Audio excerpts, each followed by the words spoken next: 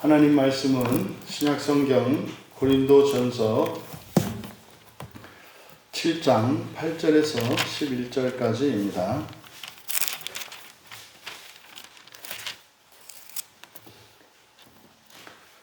고린도전서 7장 8절에서 11절까지 함께 읽겠습니다. 내가 결혼하지 아니한 자들과 과부들에게 이르노니 나와 같이 그냥 지내는 것이 좋으니라. 만일 절제할 수 없거든 결혼하라. 정욕이 불같이 타는 것보다 결혼하는 것이 나으니라. 결혼한 자들에게 내가 명하노니 명하는 자는 내가 아니요 주시라. 여자는 남편에게서 갈라서지 말고 만일 갈라섰으면 그대로 지내든지 다시 그 남편과 화합하든지 하라. 남편도 아내를 버리지 말라. 아멘. 결혼과 선택이라는 제목으로 말씀의 은혜를 나누고자 합니다. 고린도전서 7장을 설교하면서 우리가 이것은 단순한 방탕한 성문제에 대해서 교훈을 주시면서 금욕을 권장하는 그런 내용이 아니다라는 것은 앞에서 이 포르네아라고 하는 이 말이 가지고 있는 우리말 성경에 음행으로 번역되어 있는 이 단어는 단지 이렇게 방탕한, 이렇게 방만한 그런 성생활에 관한 것이 아니라 이것의 핵심적인 개념은 세속화라고 그랬습니다. 세속화고 사람의 도구화 문제이다. 그러니까 이것은 사실은 반부활에 관한 거예요. 반부활. 우리가 이사야서를 읽으면서도 이제 알게 되는 것이 바로 그겁니다. 아담도 그랬고 아브라함도 그랬고 심지어 다윗도 그랬고 또 초대교회의 이런 성직자들도 그랬고 심지어는 예수님의 제자들도 그랬고 그리고 2000년 교회의 역사 속에서도 넘지 못하고 주저하고 꺼려하기까지 하는 것이 부활의 문제구나 하는 것을 우리가 새삼 느끼게 됩니다. 우리는 자꾸 두 발을 이 땅에 딛고 살고자 한다고요. 그러니까 하나님이 사람을 창조하신 목적은 하나님 계신 그 나라에서 하나님의 영광과 신성에 참여하여 하나님이 행하시는 그 창조의 일들에 우리를 참여시키기 위한 것이었습니다. 이것은 성경에서 우리에게 가르치는 인생의 목적, 내가 이 세상에 태어난 목적, 내가 살고 있고 내가 신앙생활을 하는 궁극적인 목적이 바로 이것이라는 것을 가르쳐줘요.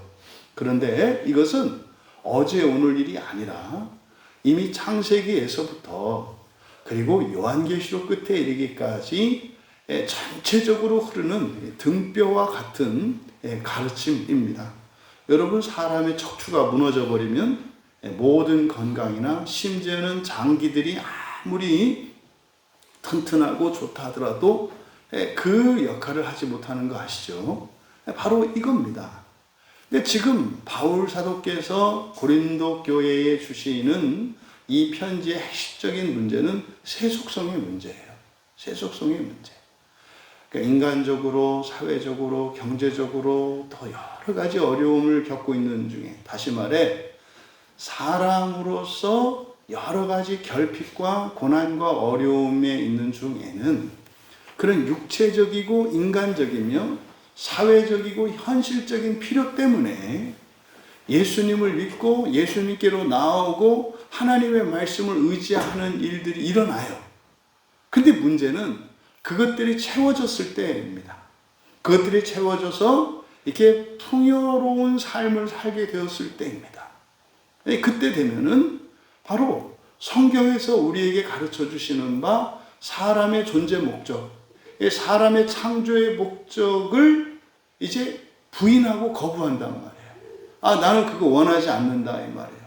나는 그냥 사람으로 이 세상에서 살고 싶다. 이것이 교회의 2000년 역사 속에서 계속 반복되었던 사건입니다. 그러니까 지금 여기서 다루고 있는 이 음행의 문제도 바로 이 세속성에 관한 것이다 라는 것을 염두에 두셔야 합니다. 그래서 실제로 우리가 이제 살펴보는 이 결혼의 문제, 이거를 사실 잘못 해석하면 성경의 가르침을 혼란스럽게 할 여지가 있습니다. 그러니까 마치 결혼은 해도 되고 안 해도 되고 그저 모든 사람에게 선택사항이고, 심지어 이 본문을 통해서 보면은 오히려 독신이 결혼하는 것보다 더 잘한 것이라는 이런 곡해가 염려되기 때문입니다. 이 본문을 그렇게 해석한 것이 로마 가톨릭의 수녀들과 사제들의 비혼주의예요. 그래서 결혼하지 않은 사람들은, 독신으로 살아가는 사람들은 결혼한 사람들에 비해서 더 경건하고 더 거룩한 사람인 것 같은 이런 분위기가 교회 안에 있을 수 있어요. 그러니까 우리가 로마 가톨릭처럼은 아니어도 개신교 안에도 그 그림자가 아직도 가시워지지 않고 있습니다. 무슨 말이냐면 부부의 성 문제나 이런 것들을 금기시하는 거예요. 그렇다 해서 무슨 자유롭게 뭐 이런 것을 그냥 무절제하게 이야기하라는 것이 아니라 그것을 죄악시하면 안 된다 이 말입니다. 그는 굉장히 아름다운 것이고 거룩한 것이에요. 그래서 이 결혼제도라고 하는 것은 영적인 것입니다. 그리고 이 결혼은 단순한 남녀의, 성인 남녀의 육체적인 결합을 위한 만남, 이런 거 아니란 말이에요. 그래서 사실상 이 본문은 우리에게, 그리스도인들에게 이 결혼관, 두 가지 결혼관, 세속적인 결혼과 거룩한 결혼이라고 하는 이 두 가지 결혼관을 우리에게 제시하는 겁니다. 그래서 이거를 단순히 결혼의 문제로 이제 고린도전서 7장을 보게 되면 바로 음행과 이런 결혼의 문제, 이런 사회 제도에 관한 문제를 보게 되면 굉장히 성경을 오해하게 되는, 실제는 굉장히 많이 이미 오해되어 있습니다. 이미 오해되어 있습니다. 그러니까 지금 뒤에 보시면은 7장 38절에 가면 심지어 바울 사도는 그렇게 말씀하거든요. 결혼한 자도 잘하거니와 결혼하지 아니하는 자는 더 잘한다, 이렇게 돼 있어요. 그러니까 결혼하는 것보다는 결혼하지 않는 게 더 잘한다. 이게 맞습니까? 그렇지 않단 말이에요. 이게 사실상 창세기 2장 24절에서 이미 에덴 동산 안에서 이씨와 남자와 여자의 창조라고 하는 것은 둘이 한 몸 되게 하는, 사실은 하나님의 삼위일체의 연합 속으로 참여하는 시작이 남녀의 연합이거든요. 두 사람이 하나 되어지는 인생의 이런 여정 속에서 부활 이후에 일어날 삼위일체 안으로의 그 존재의 전인격적인 그 연합의 영광과 그 아름다움과 그 거룩함과 그 싱그러움을 맛보게 하는 게 이 결혼제도란 말이에요. 그러니까 사실은 이 세상에서 우리가 할 수 있는 모든 일 가운데에서 가장 의미 있고 가장 가치 있고 아름답고 복된 일이 무엇입니까? 라고 물어본다면 결혼이라고 말할 수 있는 거예요. 그런데 이 결혼이라는 것이 모두 그렇지는 않죠. 세속적인 결혼도 있고 그리고 거룩한 결혼도 있다는 겁니다. 그래서 지금 여기에서 전개하고 있는 결혼에 대한 이야기들은 여러분들이 이 교회와 구원, 다시 말해 첫째 부활을 염두에 둔 그런 말씀인 것을 여러분들이 염두에 두셔야 합니다. 그러니까 여러분, 모든 사람들에게 이 말씀이 적용되는 게 아니에요. 지금 여기서 이야기하는 음행의 문제라든지 결혼의 문제라든지 이것은 구약의 율법처럼 이걸 받아들이시면 안 된단 말이에요. 근데 얼마나 많은 사람들이 이 고린도전서 7장을 가지고 결혼해야 되나요? 말아야 되나요? 이혼을 해야 되나요? 말아야 되나요? 재혼을 해야 되나요? 말아야 되나요? 뭐 이런 경우에는 이혼할 수 있나요? 뭐 이런 경우에는 재혼할 수 있나요? 이런 식으로 해서 이 본문을 구약에 마치 결혼에 관한 어떤 법도처럼 생각하는 경우들이 많단 말이에요. 그런 거 아니에요. 그런 거 아니에요. 여러분, 결혼이라고 하는 것은 사실은 구원을 위한 하나님의 은혜의 방편으로 만들어진 신적 제도입니다. 이것을 염두에 두셔야 돼요. 이제 그리고 이제 본문에 들어가서 이제 살펴보시면 내가 결혼하지 아니한 자들과 과부들에게 이르노니, 여기서 먼저 단어를 정리하고 넘어가야 되는데, 결혼하지 아니한 자들, 과부 이렇게 되어 있는데, 이거는 지금 결혼하지 아니한 자, 과부, 결혼하지 아니한 자라고 하는 이 아가모스는 미혼인 사람을 말해요. 그런데 여기는 남자입니다. 남자. 이게 남성 명사이기 때문에, 그래서 결혼하지 않은 남자입니다. 그러니까 우리말로 하면 총각이죠. 결혼하지 않은 남자, 총각이에요. 그 다음 과부들에게, 과부라고 하는 표현은 원래 결혼을 했다가 이제 사별을 했든지 이혼을 했던 여자들을 가리키는 말이잖아요. 우리말로는. 그런데 여기 과부라고 번역한 이 단어는 케라라는 말인데, 이 케라는 이혼을 한 것에 초점이 맞춰 있는 게 아니에요. 이 케라는 남편이 없는 사람을 뜻합니다. 그러니까 왜 여기다가 그러면 처녀라는 말이 있거든요. 파르테노스, 마리아가 처녀의 몸으로 임신을 했잖아요. 그러니까 원래는 여기에 마르테노스라고 해야 맞아요. 왜? 결혼 이전에 남자와 여자, 처녀 총각을 가리키는 말이라면. 그런데 그게 아니라 여기에 케라라고 하는 말을 쓴 것은 결혼을 했든지 결혼한 경험이 있든지 없든지 어쨌든 현재 누구예요? 남편이 없는 사람. 그러니까 여기에는 남편이 없는 이런 과부도 되겠고 또 결혼하지 않은 사람도 포함되는 거예요. 그래서 남편이 없는 모든 여자를 가리키는 것입니다. 그러니까 지금 8절은 누구에게 말하는 거예요? 배우자가 없는 남녀에게 얘기하는 거예요. 배우자가 없는 남녀에게. 나와 같이 그냥 지내는 것이 좋으니라. 근데 여기서 그냥 단순히 나와 같이 지내는 것이 좋으니라. 그러니까 나처럼 해라. 이런 뉘앙스로 받아들여지거든요. 그런데 여기에는 조건, 불가능한 가정을 나타낼 때 쓰는 애한이라고 하는 접속사를 써요. 그러니까 나와 같이 지내는 것이 어떻다? 사실은 불가능에 가깝다는 이야기예요. 애한이라고 하는 전치사를 쓰고 접속사를 쓰고 있기 때문에. 그래서 애한이니까 만에 하나 이렇게 됩니다.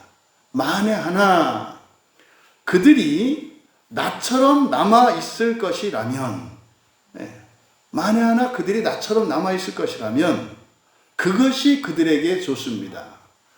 여기서 조심하셔야 되는 게 나처럼 남아 있다라고 하는 이 말의 의미예요. 그러니까 여러분 왜 여기다가 애한이라고 하는 접속사를 써서 만에 하나라고 하는 사실 거의 불가능에 가까운 그런 의미를 나타냈을까요? 그러니까 이거는 바울처럼 단지 독신으로 지내는 것이 그렇게 어렵다는 이야기만일까요? 그렇지 않습니다. 여러분들이 잊지 마셔야 되는 것은 누가 나처럼 하세요라고 했을 때 그 의미가 굉장히 다르다는 거 아시죠? 그러잖아요.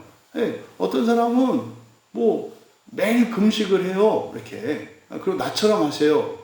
근데요, 그 사람이 이제 내일 모레 수술을 앞둔 사람이에요.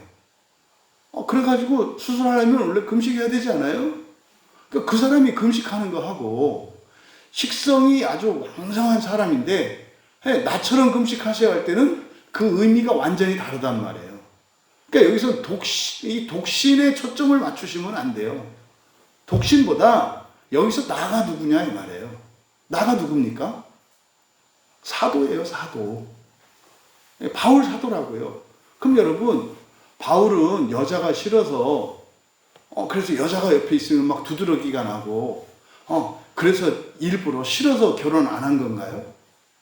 이건 단지 독신에 초점을 맞추시면 안 된다고요.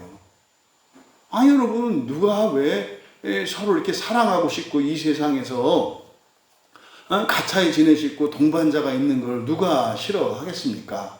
단지 그건 성적인 욕구가 이 성적인 문제만이 아니라도 여러분 서로 사랑하고 아끼고 서로 지지해주는 배우자가 있는 것은 하나님의 창조 섭리에서도 절대적으로 필요하다고 말씀했단 말이에요. 더더군다나 바울은 남자 아닙니까? 남자는 주권을 가지고 있지만 능력이 없어요. 그래서 반드시 도울 자가 필요하다니까요. 그래서 돕는 배필, 그래서 도울 자를 하나님이 짝을 지어주셨잖아요. 그러니까요, 남자에게 있어서 아내가 있다라고 하는 것은 그냥 모든 걸 떠나서 무조건 좋은 거예요. 왜요? 그게 하나님의 창조 섭리니까.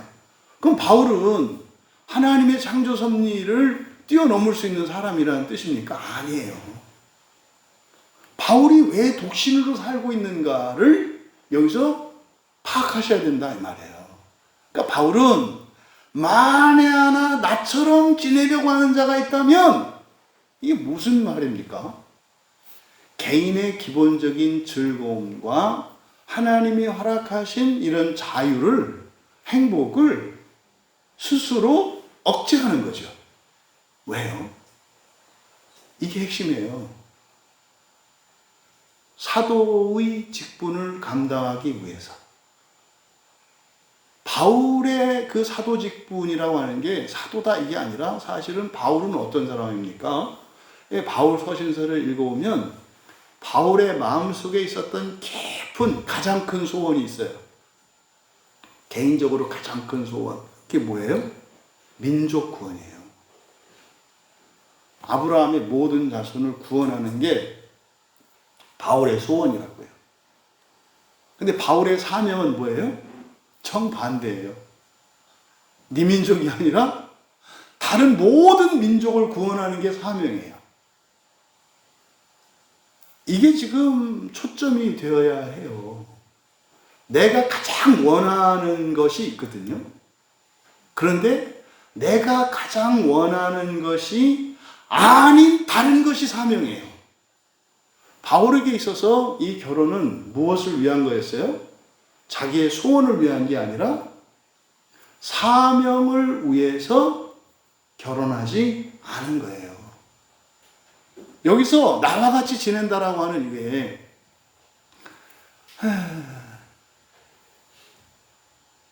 신부로 살고 결혼하지 않고 신부님이 되고 수녀님이 되고 또 어떤 분이 목사님이 결혼하지 않고 할 수 있다는 거예요. 할 수 있다는 거예요. 그런데 그것의 목적은 무엇이어야 한다는 거예요? 사명이어야 한다는 거예요. 이 사명은 뭐예요? 나의 소원이 아니라 온 세상의 모든 사람을 구원하기 위한 그 사명을 위해서 결혼을 포기한 거예요. 결혼하고 싶지 않은 게 아니에요.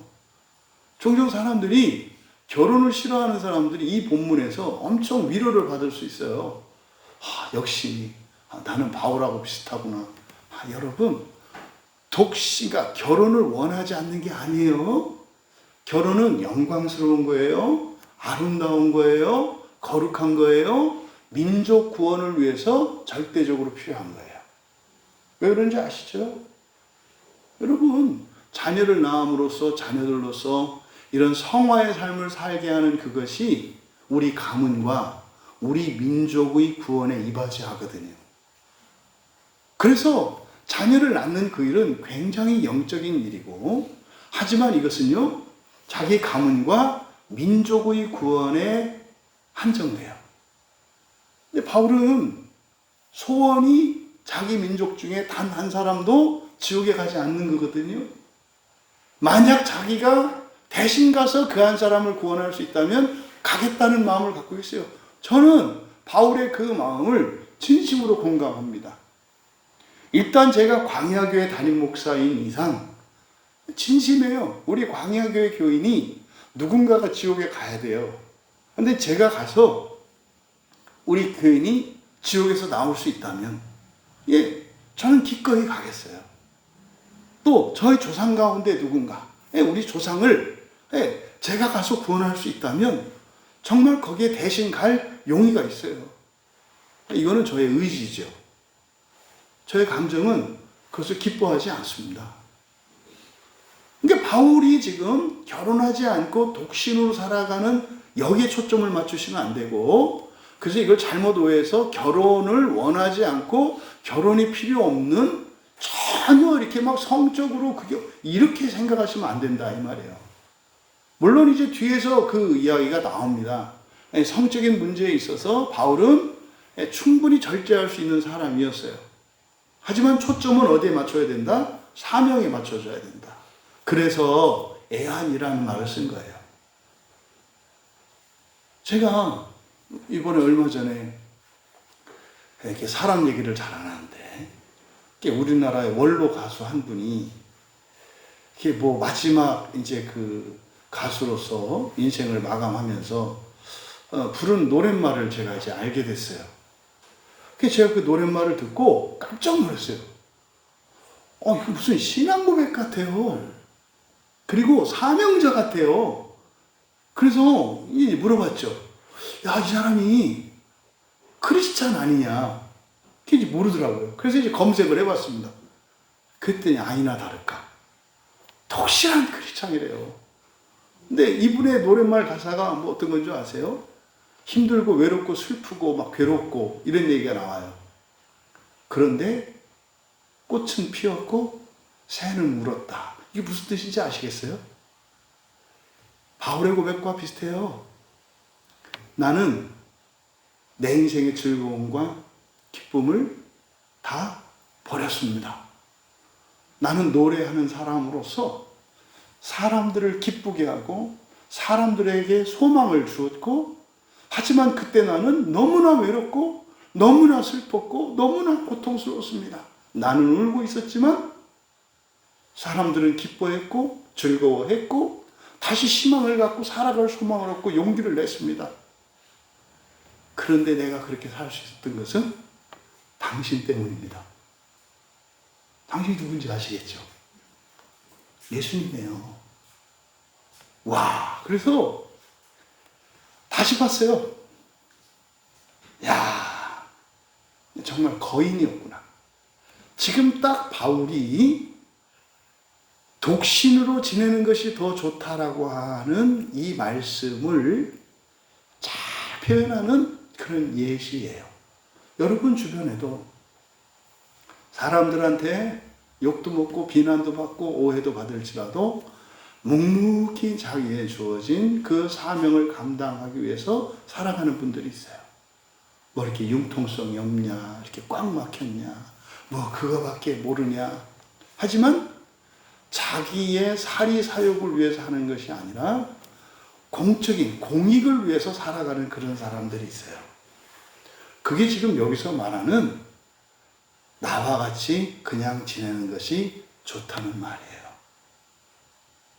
과거에 우리나라의 목사님들 중에는 가정을 희생하고 자기의 인생을 희생하고 사셨던 목사님들이 참 많으세요.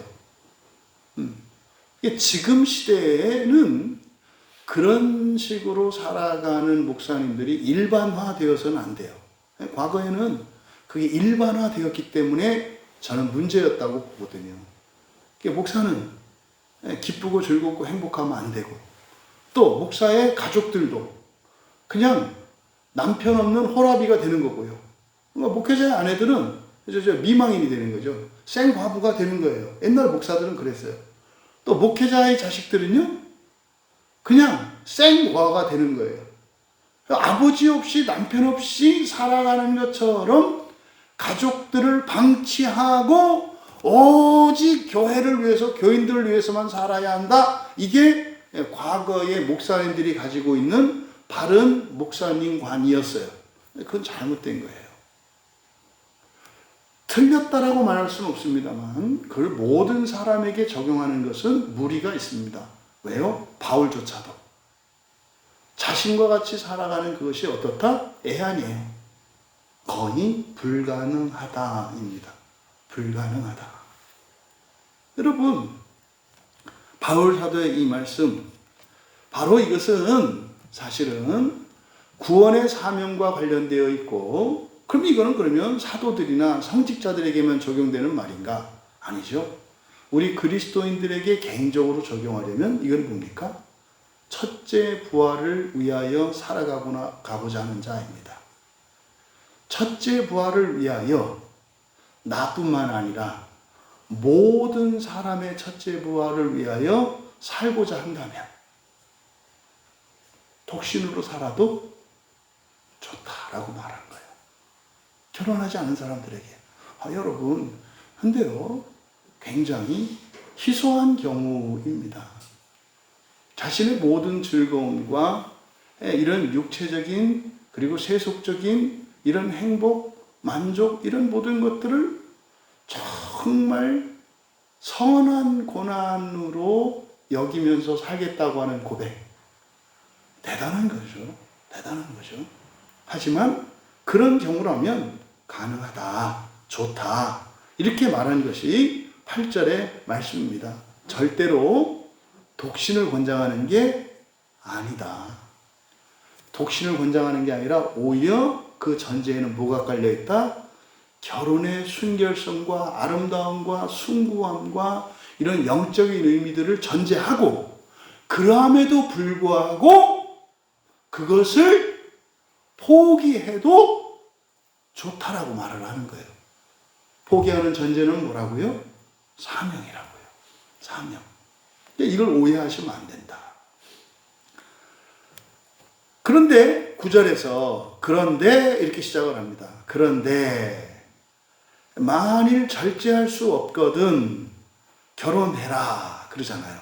만일 절제할 수 없거든 결혼해라. 여러분, 여기서 절제한다 라고 하는 엔크라티오마이라고 하는 것은 사실은 뭐냐면 자기를 통제하는 거예요. 자기를 통제하는 겁니다. 그러니까요, 먹고 싶으면 먹고, 자고 싶으면 자고, 일하고 싶으면 일하고, 쉬고 싶으면 쉬고, 공부하고 싶으면 공부하고, 돕고 싶으면 돕고, 모른 체 하고 싶으면 모른 체 할 수 있는 셀프 컨트롤, 자기 통제 능력이에요. 자기 조절 능력이에요. 이렇게 여러분, 이런 절제라고 하는 이 말 앞에는 항상 선과 의가 전제되어 있는 거예요. 그러니까요, 좋은 일을 할 수 있고 악한 일을 하지 않을 수 있는 것, 이게 절제입니다. 의로운 일은 하고 죄된 일은 하지 않는 것, 이게 절제입니다. 사랑은 하고 미워하지 않는 것, 이것이 절제입니다. 그래서 여기서 그런데 만일 절제할 수 없다면, 이게 만일이니까 이거는 대부분 여기에 속하는 거예요. 그러니까 대부분은 뭐예요? 절제할 수 없어요. 여러분, 제가 이제 스리랑카 선교를 갈 때 어머님의 임종이 임박해 있었어요. 그러니까 이제 스리랑카에 가면 어머님의 임종을 못 볼 가능성이 매우 농후했어요. 근데 스리랑카 선교는 1년에 한 번씩 가는 것이고 오랫동안 계획되고 같이 준비되잖아요. 그죠? 이제 그 해 그래서 고민이 있었죠, 사실은. 이제 어머니한테 말씀드렸어요. 어머니께서 지금 어머니 건강도 안 좋으시고 이제 사실 임종을 가까우시고 병원에서 이렇게 말씀을 하시는데 제가 스리랑카를 사실은 가야 될지 말아야 될지 잘 모르겠어요. 그때 이제 어머니가 그러시더라고요.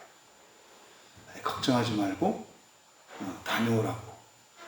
거기 이제 사람들이 기다리고 있고, 그리고 거기서 해야 될 일이 있지 않냐고.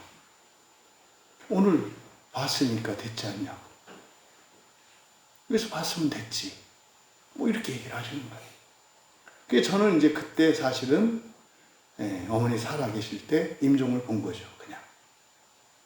역시나 이제 스리랑카 가 있는데 전화가 왔죠. 그때가 이제 스리랑카에서 집회할 때였어요. 이렇게 전도 집회를 막 시작을 했는데 그때 이제 한국에서 우리 지체들에게 연락이 왔더라고요. 근데 그때 얘기할 수는 없잖아요. 이제 끝나고 났는데 그 소식을 들었죠. 이제 그 다음 날도 또 이렇게 집회들이 이렇게 있었죠. 근데 이제 어머니 생각이 그렇게 나는 거예요. 그럼 이제 마음으로는, 한편으로는 이렇게 우리 집사님들은 이제 빨리 목사님 얼른 나가시라고, 장례는 치르셔야 되는 거 아니냐고, 이제 비행기표 막 끊어오겠다고. 근데 그때 이제 제가 고민을 했죠. 예수님 말씀도 생각이 났고, 그리고 어머니 말씀도 생각이 났고, 내가 이렇게 스리랑카 온 거는 어쩌면 어머니 임종을 못 뵐 수도 있는데, 그거 알면서 온 거였고, 그건 어머니의 뜻이었고, 또 주님의 뜻이었고, 그래서 이제 마치고 와서 이제 산소로 찾아왔었죠. 근데 여러분, 그게 제가 무슨 희생을 했거나, 무슨 대단한 일을 했거나, 그리고 그때 어머니 임종을 보지 못하고 장례식에 참여하지 못한 그것이 후회가 되거나 뭐 그러지 않거든요. 아쉬움은 있죠. 근데요, 아쉬움보다 오히려 어머님이 마지막 임종의 순간에 아들이 그 가난한 스리랑카에 가서 거기에서 복음을 전하고 누군가를 살리는 그것 때문에 제 얼굴을 보시는 것보다 오히려 아들이 거기서 그렇게 하고 있는 일 때문에 더 기뻐하셨을 거라고 저는 믿거든요. 그런 겁니다, 여러분. 그런데요, 다 그래야 되나요? 그렇지 않아요. 안 가도 되는 거죠. 근데 여기서 만일 절제할 수 없다면, 그러니까 그게 억지로 어쩔 수 없이 그럴 필요는 없다 이 말이에요. 근데 결혼과 관련해서 절제할 수 없다면 결혼해라. 그럼 이제 절제가 결혼과 선택이에요. 결혼과 절제가 어떤 모종의 관계가 있는 거예요. 그래서 이때 절제라고 번역되어진 이 자기 통제, 이거는 단지 성적인 욕구를 절제하는, 이렇게 오해하시면 안 돼요. 이거는 뭐예요? 세속적인, 너무나 자연스러운, 너무나 인간적인 그러한 것들에 대한 절제입니다. 그럼 이 절제는 오히려 사람들로부터 오해를 받을 수도 있는 절제예요. 이게 이제 그리스도인들이 살아가는 삶의 방식 중에 하나가 이 절제죠. 내가 그리스도인이기 때문에 참는 거죠. 내가 그리스도인이기 때문에 어려운 길을, 선한 고난을 선택하는 거죠. 이게 바로 절제에서 나오는 것이거든요. 여러분, 이 절제라고 하는 것은 갈라디아서 5장 23절에서 성령의 열매예요. 그 성령의 열매가 절제입니다. 다시 말해서 우리의 본성의 변화가 일어나면 사랑, 희락, 화평, 오래 참음, 자비, 그리고 양선, 충성, 온유, 절제, 이런 것들이 우리 안에 생겨나요. 이렇게 열매로 우리의 본성이 변하면 이제 그 중에 하나, 그 9가지로 제시되어 있는 그 성령의 열매 중에 하나가 절제거든요. 근데 성령께서 그 절제할 수 있는 힘을 주시지 않았다면, 아직 절제할 수 없다면 뭐 해라? 결혼해라예요. 조심하는 것은 그러면 절제력 없는 사람들만 결혼을 하라는 건가? 그건 아니죠. 결혼과 이 절제의 모종의 관계가 있다는 거예요. 여기서 이제 우리가 알 수 있는 게, 결혼이라고 하는 것은 결혼의 유익 또는 결혼의 목적 중에 하나가 뭐구나? 절제구나. 결혼을 해야 되는 이유 중에 하나가 절제고, 또 결혼을 통해서 기대할 수 있는 그 유익, 그 목적이 절제구나.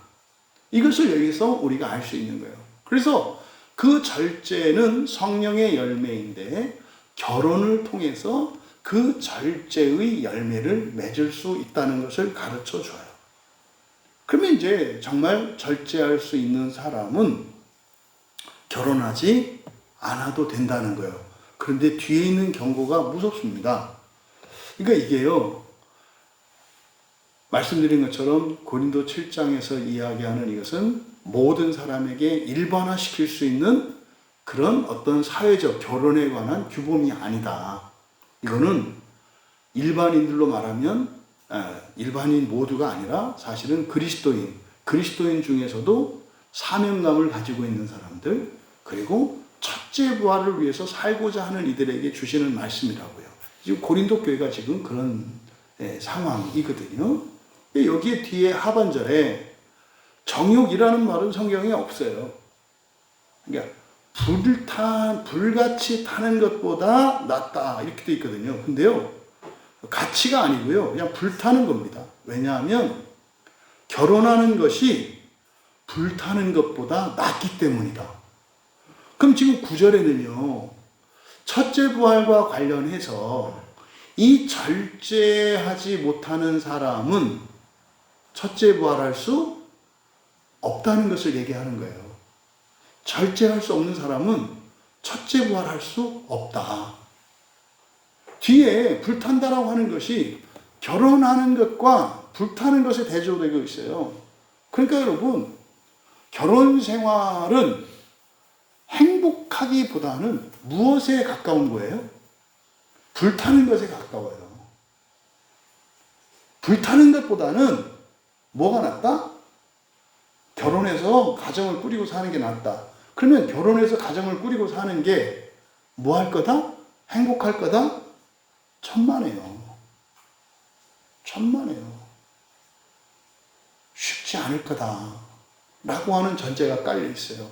그래도 그것은 무엇보다 낫다? 지옥보다는 낫다는 거예요.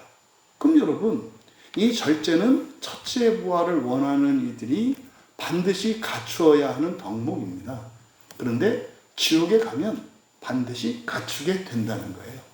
그런데 지옥에 가지 않고 결혼을 통해서 그 절제를 만들어낼 수 있다는 거예요.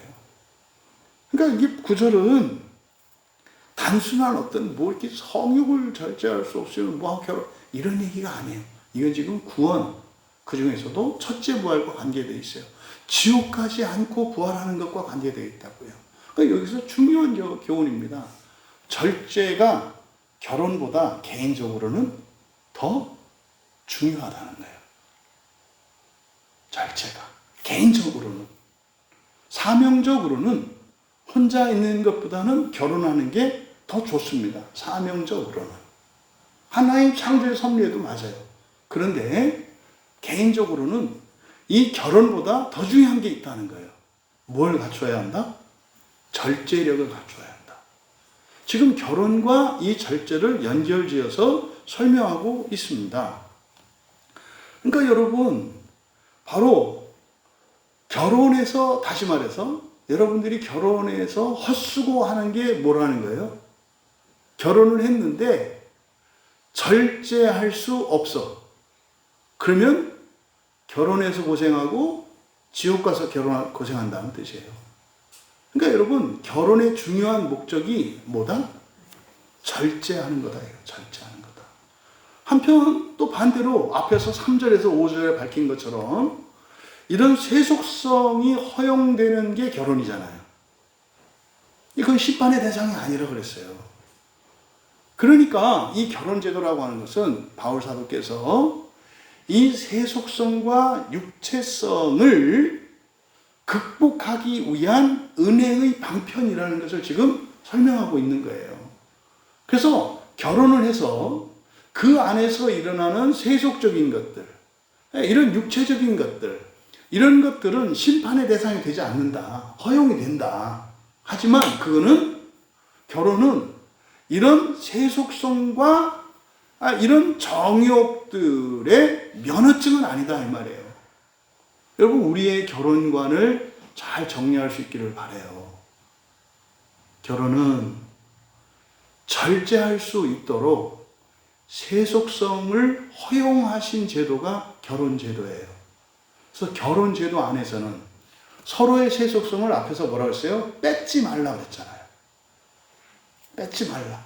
먼저 설교할 때 말씀드렸잖아요. 제가 거꾸로 살았다고. 거꾸로 살았다고. 저 자신도 그랬고 우리 아이들에게도 그렇고 교인들에게도 그렇게 얘기를 해왔다고. 교회 안에서는, 가정 안에서는 뭐해라? 거룩해라. 그러면 이 사람들의 세속성은 어디서 나타나요? 교회 바깥에서, 가정 바깥에서, 세상에서 일어나겠지. 그러니까 맨날 아이들 학교에서 선생님이 부르면 아이고 우리 애는 그런 애 아니에요. 반대가 돼야 되는 거죠. 학교에서 불렀어. 왜 불렀어요? 상 주려고. 그때 가서 그래야지. 아이고 우리 애는 그런 애 아니에요. 아이고 우리 애는 그냥 맨날 철부지 갖고 저밖에 모르고 엉망진창인데 아니 무슨 모범상이라니요. 아이고 선생님 우리 애는 그런 애가 아니에요. 이게 진심이죠. 우리가 지금 바뀌어 있어요. 얼마나 우리 교회들이 바리새적인 신앙관을 강요하고 있는지 몰라요. 교회 와서 왜 거룩한 척 해야 합니까? 성경은 밖에 나가서 그렇게 하라 그래요. 밖에 나가서 좀 힘들더라도 거룩한 척 하라 그래요. 아, 목사님 그 외식 아닌가요? 속이 엉망진창인데 그건 외식이 아니라 외식은 바깥에 나가서 생활하는 것을 보고 외식을 판단하는 게 아니에요. 교회 안에서의 행동거지를 가지고 판단하는 거예요. 바리새인의 이런 외식은 교회 안에서 나타나는 거예요. 교회 안에서. 그러니까 지금 고린도전서에서 고린도서 7장에서 파격적으로 우리에게 제가 깨달았던 이것이 그거였구나.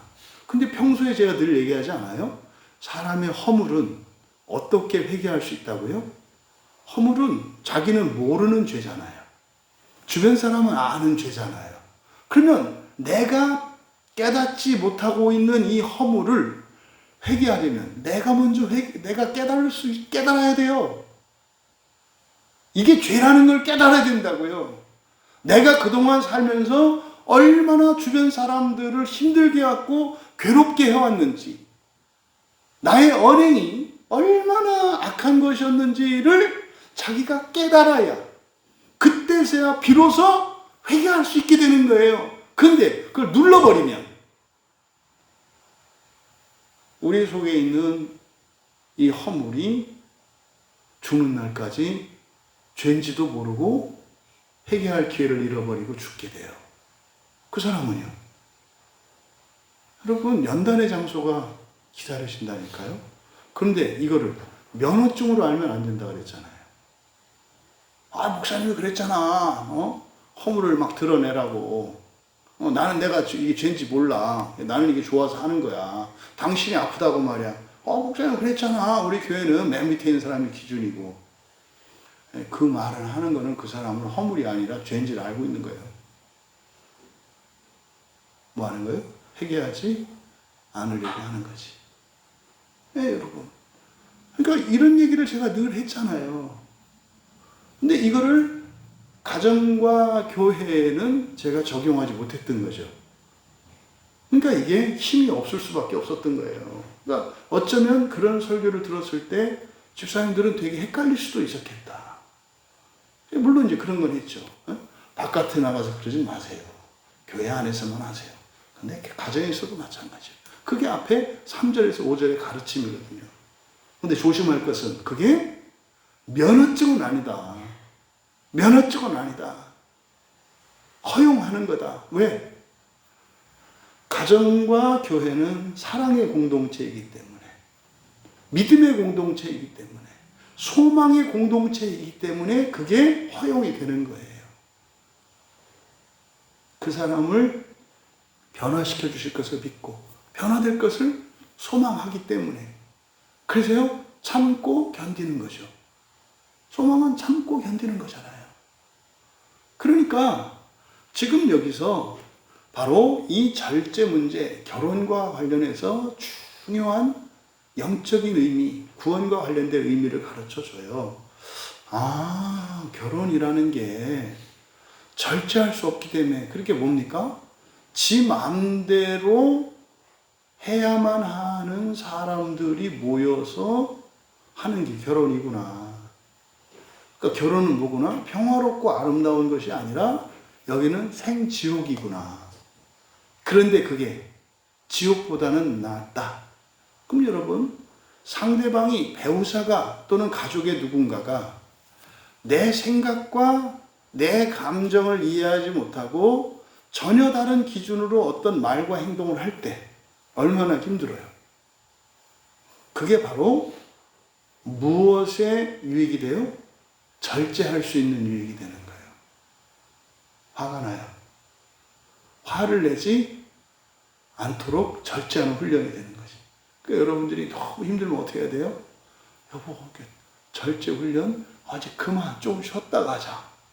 이렇게 도움을 호소하셔라. 너무 세다. 좀 강도 좀 낮추고 잠깐 5분만 쉬자. 그러니까 지금 마을사도는 결혼과 일반적으로 사람들이 이거 어떤 음행을 지금 연결 짓는데 전혀 다른 맥락이에요. 결혼은 무엇 때문에 하는 거다? 절제 때문에 하는 거다. 절제 때문에 하는 거다. 그래서 결혼 생활은 무엇의 훈련의 장이다? 절제의 훈련의 장이다. 바꿔 말하면 절제할 수 없는 일들이 많이 일어날 거다. 그런데 그때 그거 못했다 그래서 그것 가지고 두려워하거나 죄책감 갖지 마라. 왜? 도피성같이 그 가정은 허용하신 것이니까. 무절제함으로 인해서 엉망진창이 된다 하더라도 뒤에 나오면은 이제 이혼에 대한 얘기할 때 그러잖아요. 믿음 있는 자매들은 참고 견뎌라. 응? 이혼하더라도 그것이 전혀 문제가 되지 않는 경우라도 참을 수 있었으면 좋겠다. 왜? 그 배우자가 절제할 수 있게 되므로 그 사람도 지옥에서 건져질 수 있으니까. 요 내용인 거죠. 그래서 9절의 하반절에 결혼하는 것이 불타는 것보다 낫다라고 하는 이 말씀을 통해서 결혼의 성격과 또 결혼의 그 목적과 이유가 무엇인지를 가르쳐 주는데 이것은 뭐다? 바로 이 절제하지 않으면 지옥을 피할 재간이 없기 때문에 그것을 위해서 결혼을 하는 것이고 또 결혼을 통해서 그 유익을 얻지 못하면 그 결혼은 오히려 헛된 결혼이 된다라고 하는 사실을 우리에게 가르쳐주고 있어요. 이어 10절에 결혼한 자들에게 명하노니 이제 명령입니다. 결혼한 자들에게 명령합니다. 그러면 8절에서는 배우자 없는 사람들이었잖아요. 그러니까 이제 10절은 배우자가 있는 사람들이죠. 남편이 있고 아내가 있는 사람들이에요. 그들에게 명령합니다. 이것은 내 명령, 내가 아니요 명하는 자는 내가 아니요 주시라. 이걸 이렇게 말하는 이유는 뭡니까? 앞에서 바울 사도께서 교훈을 주실 때 이것은 자기의 경험으로 자기가 자기의 생각에 의해서 한 거라고 그랬잖아요. 그러니까 여러분 하나님의 말씀, 구약의 모세의 율법이라고 할 때 기본이 되는 10계명만 직접 하나님으로부터 받은 것이고 나머지는 사실은 모세가 만들어내는 건데 그냥 만들면 되는 게 아니라 뭐예요? 모세의 마음이 기경되면서 하나님의 마음과 일치되어서 하나님의 뜻을 하나님에게서 듣고 말하는 게 아니라 자기가 말을 했는데 하나님과 일치된 것. 이게 613개의 대부분의 율법이 바로 그거예요. 그래서 여러분들도 하나님의 계명을 만들어내죠. 여러분들이 우리가 이제 마음 기경을 할 때 거짓 감정과 근본 감정을 구별하고 그래서 근본 감정을 사랑으로 승화시키는 거, 그죠? 근데 그뿐만 아니라 우리의 지성을 통해서 바르게 분별하고 해석할 수 있는 능력을 갖춰야 된다고요. 그래서 상황을 보고 판단하고 여러분들이 영적인 의미를 캐치해서 알아듣는 거죠. 그러니까 여러분들이 설교뿐만 아니라 이런 문학 작품이나 일반 사회에서 일어나는 이런 걸 통해서도 여러분들은 그 영적인 진리들을 알아낼 수 있어야 돼요. 그 여러분들의 지성이 거듭나면 그렇게 되는 거예요. 그렇게 되는 거죠. 그 다음에 그뿐만 아니라 여러분들이 어떻게 돼요? 여러분이 가지고 있는 원칙과 기준들 있잖아요. 이 의지와 관련되거든요. 여러분의 법. 이래야 된다, 저래야 된다. 여러분 성경을 통해서 배운 게 아니라 여러분들이 어릴 적부터 자라면서 부모님들로부터 선생님으로부터 주변 어른들로부터 듣고 배워서 여러분이 가지고 있는 어떤 원칙들이 있을 거예요. 네. 주변 사람들에게 친절하게 해야 된다. 어른들을 공경해야 된다. 이게 성경의 말씀과 일치하지 않나요? 일치하잖아요. 그 기준이 여러분이 성경을 통해서만이 아니라 일반 계시, 다시 말해서 사회생활이나 인간사에서도 그걸 얻을 수 있는 교훈들이 하나님과 일치하면 그게 뭐예요? 하나님의 법이 돼요. 그러니까 여러분, 기독교가 들어오기 전에 이 나라에서 살았던 사람들이 예수님을 몰랐고 성경을 본 적도 없는데 예수를 믿는 나보다 더 성경 말씀대로 산 사람들이 있잖아요. 이게 뭐의 문제예요? 법이에요. 이미 그 사람들은요, 하나님의 법을 알고 있었다고요. 이름은 몰랐지. 그러니까 하나님의 의도 몰랐지. 근데 그건 어차피 자손에 의해서 전가되는 의니까. 바로 이겁니다. 그래서 여기서 앞에서는 바울의 말을 얘기했다 그래서 주님이 말씀하신 것보다 권위가 떨어지는 건 아니에요. 만약에 그게 하나님 뜻과 달랐다면 여기에 기록되지 않았을 거예요. 명령의 형식으로. 하지만 여기서 이거는 내가 아니라 주께서 명령하신 겁니다 라고 말하는 이유는 뭡니까? 더 강조하기 위한 것이죠. 우리가 하나님의 생각을 가지게 될지라도, 그래서 우리가 하나님과 같은 생각, 같은 마음으로 같은 말을 할지라도 나는 종이요, 그는 창조주이십니다. 그래서 하나님을 높이는 겸손의 태도를 취하는 거죠. 근데 예수님이 그러셨잖아요. 예수님이 하나님이신데도 불구하고 마치 자신은 성부 하나님보다 낮은 자인 것처럼 말하잖아요. 여러분이 우리가 만약에 성부 하나님하고 연락이 된다면 성부 하나님한테 여쭤보면 성부 하나님은 뭐라고 할 것 같으세요? 아니야, 성자가 나보다 더 위대해. 이렇게 말씀하실 거예요. 그러니까 이걸 여러분들이 이게 위계적으로 성부가 계시고 성자가 계시고 성령. 그러니까 어떤 사람은 아니야, 성령 성자야. 이거 가지고 수백 년 동안 신학적으로 싸워요. 성부는 1등인 거 맞아. 최고인 거 맞아. 그 밑에 성령과 성자 이 자리 싸움 가지고 신학자들이 논쟁을 해요. 뭐예요? 얼마나 무식한 얘기냐고. 성부께 물어보면 성부께서 가장 낫다고 얘기하실 거예요. 아니야, 나는 성자의 말에 항상 순종했어. 이거 다 성자가 한 거야. 그래서 성자한테 물으면 아니야, 성부께서 하신 거야. 아니야, 그럼 성령께 물으면 마찬가지예요. 그래서 성부, 성자, 성령께 누가 더 위대합니까? 라는 질문을 던졌을 때 똑같은 대답이 있어요. 내가 제일 작다. 내가 제일 작다. 이게 삼위일체 연합 속으로 들어가는 사람들의 대답이에요. 내가 가장 작습니다. 내가 가장 연약합니다. 이거는 첫째 부활에 참여할 사람들의 표시예요. 진심으로. 그래서 여기서 주께서 명령하신 거다라고 했을 때 앞에서 말씀하신 바울 사도의 말씀의 권위를 떨어뜨리면 안 된다. 만만하게 보면 안 된다. 이건 뭐다? 바로 바울도 삼위일체 연합의 첫째 부활에 참여할 사람인 것을 우리가 알아차릴 수 있는 거예요. 이런 겁니다. 그런 거잖아요. 부모가 뒷바라지 잘 해놓고 자식이 잘 되면 뭐라 그래요? 어쩌면 아이를 이렇게 잘 키우셨습니까? 진심으로 그러잖아요. 아이고, 내가 한 게 뭐 있어요? 지가 모자란 부모 만나서 열심히 해가지고 착하고 성실하게 살아서 산 거지. 난 우리 자식이 고마워. 이렇게 할 거 아니에요. 또 이제 반대로 물어보면 그러잖아요. 얼마나 이렇게 목 쫓아가지고 또 기자들이 자식한테 물어볼 거예요. 야, 대단합니다. 뭐 부모님 말씀 들어보니까 혼자서 다 하셨다는데 말도 안 되는 소리죠. 말도 안 되는 소리죠.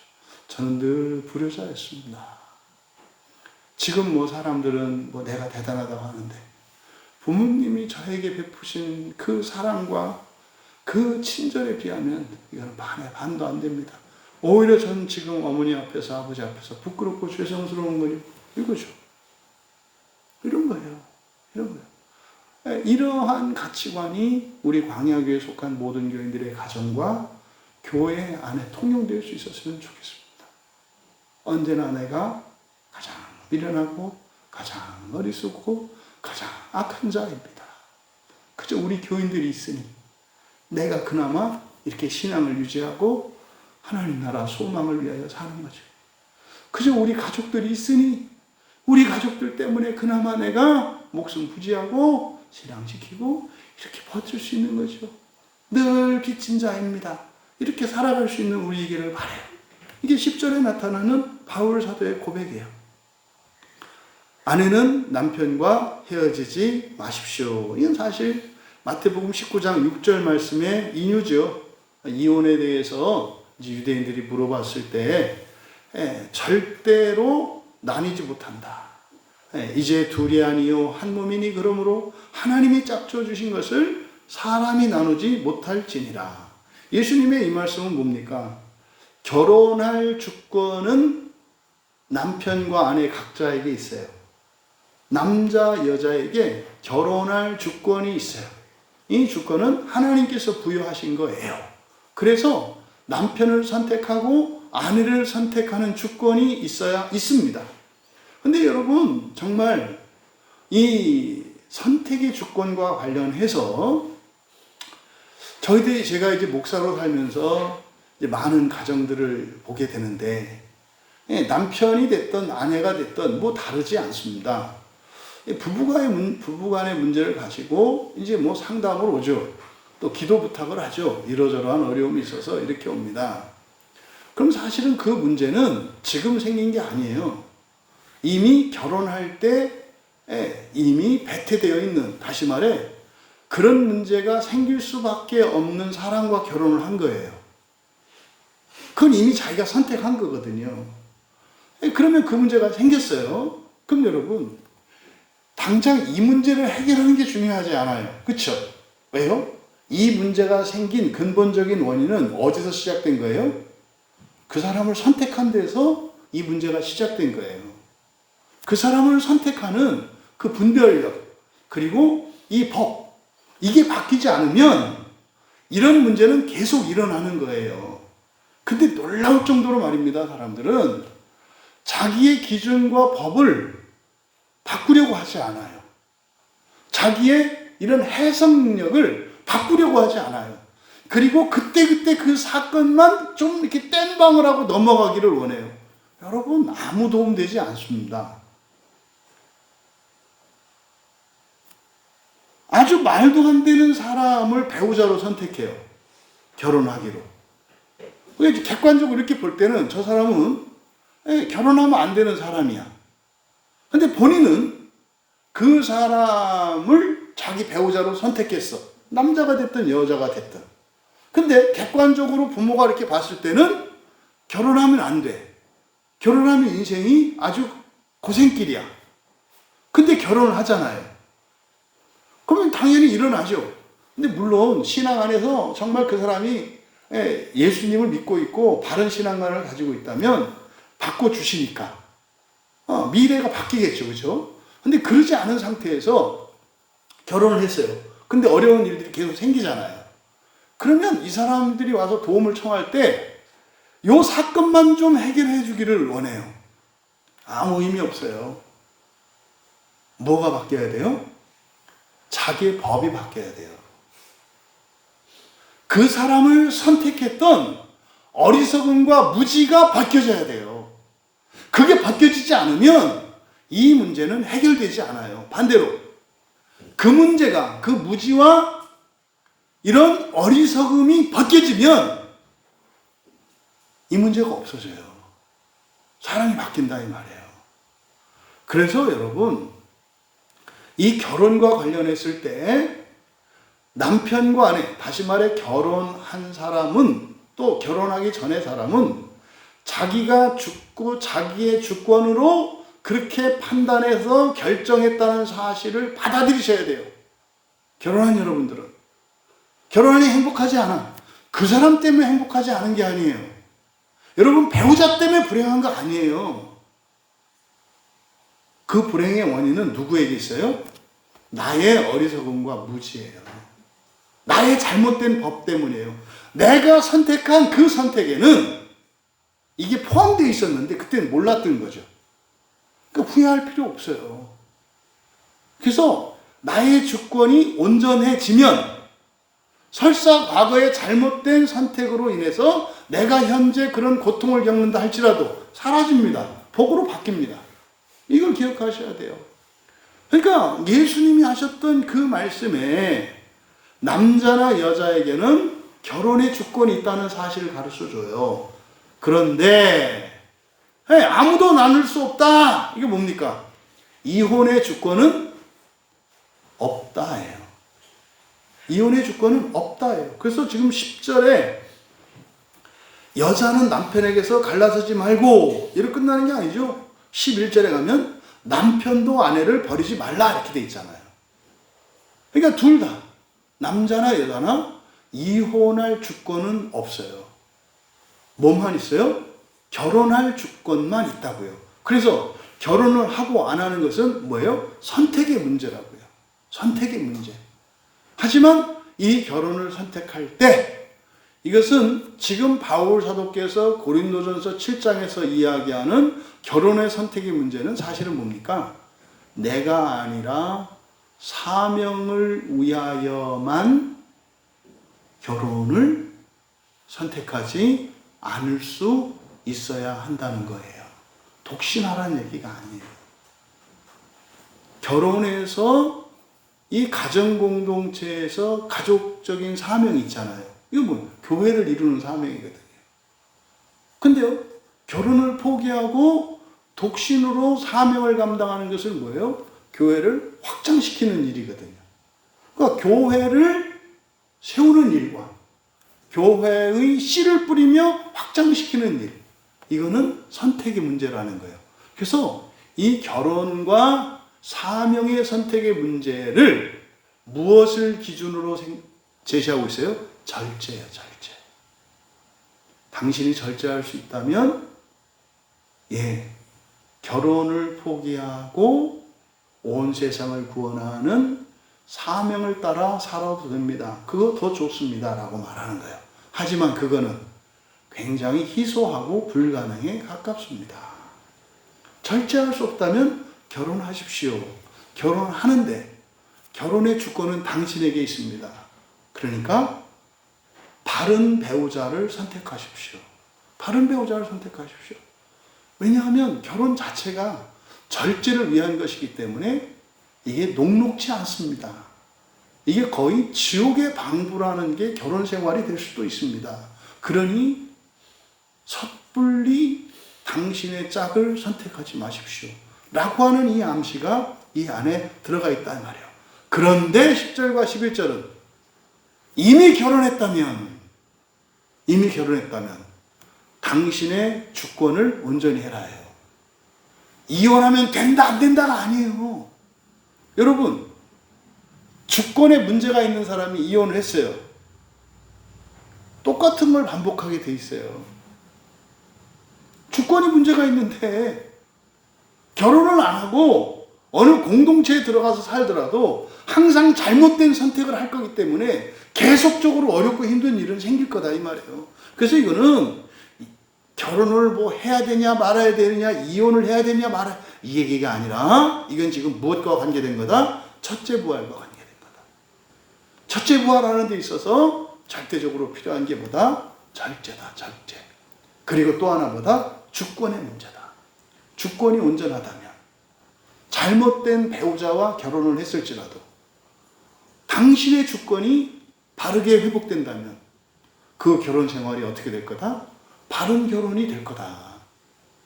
서로가 서로를 바꾸면서 서로가 절제할 수 있는 사람으로 바뀌어질 것이다. 라고 하는 것을 교훈하는 겁니다. 여러분, 결혼은 이런 사명과 은사에 따른 선택이라는 것을 바울 사도는 우리에게 교훈합니다. 결혼을 해서 교회를 세우는 사명이 있고 또 그것이 복된 줄 알면서도 정말 복음의 씨앗을 뿌리며 주님의 몸된 교회의 확장을 위하여 선교적인 사명을 감당하며 살아갈 사람들에게는 결혼하지 않는 것도 가하다. 오히려 그것이 더 좋다. 그런데 그럴 수 있으려면 필요한 조건, 갖춰야 되는 자격 요건이 있다. 뭐다? 절제다. 절제다. 당신이 언제든지 즐거울 수 있고, 기도할 수 있고, 은혜 받을 수 있고, 당신의 육체를, 당신의 전 인격을 통제할 수 있다면, 그러면 당신은 그 사명에 나가도 좋다. 그러니까요, 이렇게 직업적으로 얘기했을 때 목사보다는 선교사가 훨씬 더 높은 수준의 자격 요건을 요구해요. 그렇다 그래서 뭐 독신이 자랑할 것도 아니고, 또 독신이라고 하는 것이 결혼하지보단 결핍도 아니다. 그러니까 여러분들이 배우자가 있다 그래서 그게 뭐 좋은 일이거나 특별히 자랑할 만한 일도 아니고, 배우자가 없다 그래서 그것이 무슨 결핍이 있거나 다른 사람보다 불리한 조건도 아니라는 사실이에요. 중요한 건 뭐예요? 절제와 주권입니다. 그래서 여러분, 이 결혼이라고 하는 것은 사명과 은사에 따른 선택이라는 것. 그리고 두 번째로는 이 결혼의 중요한 이유와 목적 중에 하나가 절제력이고, 또 하나 예수님의 말씀에서 우리가 얻을 수 있는 교훈이 주권의 회복이라는 거예요. 그러니까 절제력과 주권의 완성, 회복, 이것이 결혼과 관련되어 있다는 것입니다. 그럼 이것이 여러분들이 갖추어져 있다면 무엇을 선택해도 좋다. 그러니까 이걸 해도 좋고 저거를 해도 좋다. 하지만 바울 사도께서 말씀을 해요. 가정적인 가정을 통해서 교회를 세우는, 다시 말해 부부가 둘이 한 몸이 되어지는 이 일은 아주 영광스러운 것임을 전제하고 있다는 사실입니다. 그럼에도 불구하고 그것을 포기할 수 있는 사람은, 그것을 능히 감당할 수 있는 사람, 다시 말해서 결혼해서 가정을 세우기는 너무 아까운 사람인 거죠. 하나님 나라의 영광을 위하여 그것을 기쁘게 헌신할 수 있겠는가? 라고 하는 질문을 오늘 성경을 통해서 우리에게 질문을 받습니다. 세 번째로 이 결혼의 속성, 그리고 결혼의 목적에 대해서 우리들이 정리를 해야 합니다. 결혼은 세속적인 결혼이 있고 거룩한 결혼이 있는데, 거룩한 결혼이라고 하는 것은 구원을 위한 결혼이에요. 구원을 위한 결혼이에요. 하나님 나라를 위한 결혼이에요. 그래서 거룩한 결혼은 결혼을 통해서 교회를 세워가고 하나님 나라를 세워가는 것이 거룩한 결혼이에요. 근데 그저 정말 동물적으로 이 세상의 삶을 위해서 결혼하는 것이라면 그것은 아주 세속적인 결혼이에요. 그런 세속적인 결혼관을 가지고 살아가면 2배로 고생할 가능성이 많다. 살아서 결혼하지 않은 때보다도 훨씬 더 후회되고 무의미하며 억울하고 고통스러운 삶을 살아갈 가능성이 많고, 그랬음에도 불구하고 그것으로 지옥을 대신하는 선한 고난이 아니라, 그렇게 했음에도 불구하고 또다시 더 지옥으로 들어가야 되는 그런 일들이 일어날 수도 있다는 사실을 우리에게 말씀합니다. 총론적으로 고린도전서 7장 전체는 단순한 음행의 문제, 결혼과 이혼, 이런 제도에 관한 게 아니라는 것, 여러분들이 꼭 기억해 주시기 바라고, 이 결혼이라고 하는 것은 절제를 포기하는 그런 면허가 아니라 오히려 절제를 배우는 학교에 입학하는 것이고, 또 독신으로 살아가는 것은 결혼의 결핍이 아니라 오히려 사명과 은사에 따른 더 선한 삶으로 나아가게 하는 은혜의 기회가 된다는 사실을 기억하시기 바랍니다. 이미 결혼한 자는 여러분들의 절제력과 여러분들의 주권을 온전히 하시며 살아가시기를 바랍니다. 만약에 여러분이 그 절제력을 갖춰져 있지 않다면 결혼하십시오. 결혼하는 것은 두 가지 방식이에요. 사람과 결혼하는 방식이 있고 하나님과 결혼하는 방식이 있어요. 우리의 신랑 되신 예수 그리스도와도 결혼하셨거든요. 그게 가톨릭의 신부들과 수녀 제도의 시작이에요. 제도화해서 이렇게 하는 것은 문제가 있겠습니다만은 일단 한번 결혼을 했던 사람들의 경우에는 결혼한 거예요. 현재 남편이 없다 할지라도 아내가 없다 할지라도 결혼한 거예요. 그럼 그런 사람들은 주님을 신랑 삼고 교회를 아내로 삼아서 그런 절제력을 키우고 주권을 온전케 하며 살아가시는, 그래서 여러분의 결혼과 관련되어진 모든 선택과 그것이 복된 것이 되기를 주님의 이름으로 축원합니다. 우리 말씀을 생각하며 함께 기도할 때 결혼의 영적인 의미 그리고 실제적인 성화의 삶에 있어서 이 절제와 주권의 문제, 이런 거였구나. 여러분, 우리 각자의 자리에서 결혼을 허락하신 그 하나님의 선하신 뜻을 깨달아 교회를 세우든지 교회를 확장시키며 하나님 나라를 세우든지 하나님 나라를 확장시키며 살아가는 그 선택이 결혼입니다. 결혼을 해도 되고 해도 되지 않는다. 하지만 여러분들에게 맞는 선택을 할 수 있기 바랍니다. 이미 여러분들이 이 결혼 제도를 통하여 선택한 그 선택 후회하지 마시고 그것이 바른 선택이 될 수 있도록 절제와 그리고 우리의 주권을 온전케 하는 일로 우리의 현재의 삶을 통해 과거와 미래를 아름답게 하시고 완전케 하여 주시기를 함께 은혜를 구하며 기도합니다. 존귀하신 하나님, 오늘 말씀을 통해 결혼 제도에 담긴 하나님의 선하신 뜻과 또한 하나님의 크신 사랑과 세심한 배려 또한 완전한 구원의 길에 대하여 깨닫게 되었습니다. 각자 저희들이 지나온 날 선택하였던 이 모든 것들이 후회가 되지 않도록 결혼 생활을 통하여 또한 독신 생활을 통하여 하나님의 영광을 누리며 만끽하게 하시고 그것으로 시대적 사명을 감당하는 저희들 모두 되게 하셔서 이 결혼 제도의 영적인 의미를 깨닫고 독신은 독신대로, 결혼한 상태는 결혼한 상태대로 정말 하나님을 찬양하며 감사하며 살아갈 수 있도록 은혜를 더하여 주시옵소서. 감사하며 예수님의 이름으로 기도하옵나이다.